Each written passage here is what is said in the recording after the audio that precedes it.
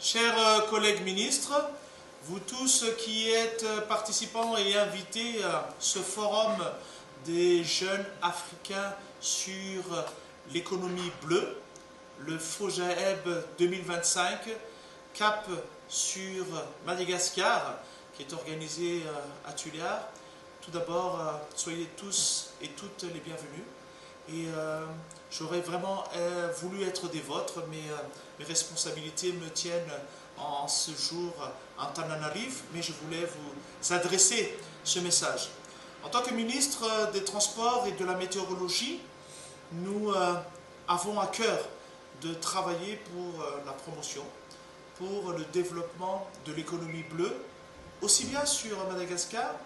mais avoir un impact sur l'Afrique.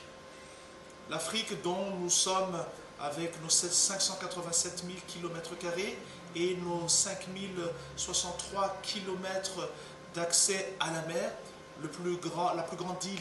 dans le seul continent et la quatrième plus grande île sur l'ensemble de la planète. C'est pour vous dire combien est-ce que l'économie bleue nous importe. Et nous savons que dans la chaîne de valeur de l'économie bleue, le transport maritime et le transport fluvial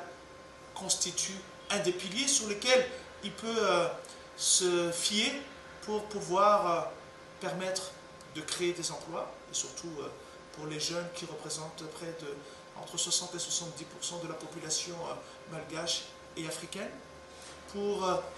désenclaver et pour enrichir les zones qui se trouvent sur l'ensemble du territoire africain. Et Madagascar, nous avons 15 sur les 24 régions administratives qui ont accès à la mer et qui peuvent avoir accès aussi à des fleuves.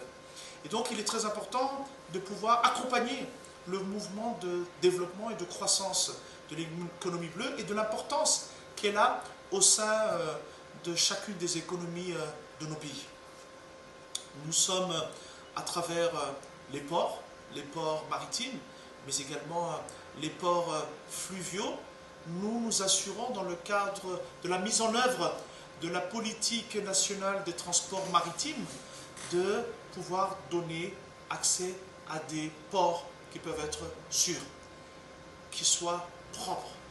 qui soient également résilients dans le contexte des changements climatiques que nous sommes amenés à vivre et que nous vivrons et qui vont s'intensifier. Et donc il nous est très important de travailler de concert avec le ministère en charge de l'économie bleue et de la pêche, et dont je félicite ici l'initiative à travers le professeur Robert Mahatanti, pour ce qu'il fait au quotidien pour son département ministériel, et qu'on travaille de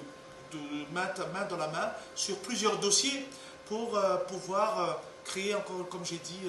ces emplois, comme pour accompagner les entreprises qui sont dans ce secteur, et aussi pour donner les nouvelles perspectives qu'il peut avoir dans le cadre des innovations qu'il y a, et dans le cadre des échanges qu'on peut avoir avec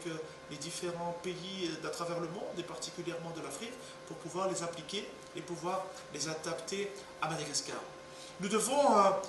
bien évidemment